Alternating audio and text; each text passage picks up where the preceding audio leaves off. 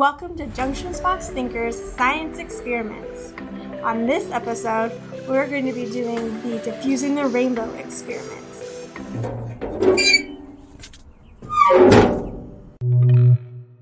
The materials you'll need are a plate or container, preferably white, warm water, and Skittles. Now that you have everything you need, let's get started.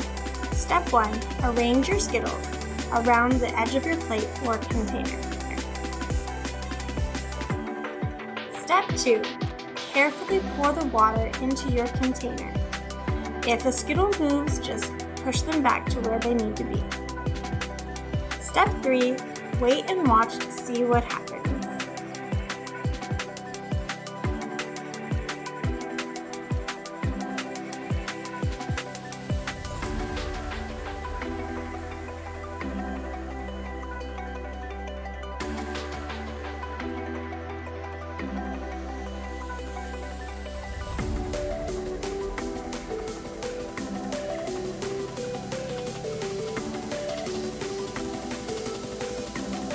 Want to change it up?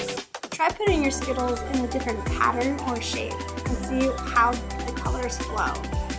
Want to learn the science behind this experiment? Visit our website at jbthinkers.com.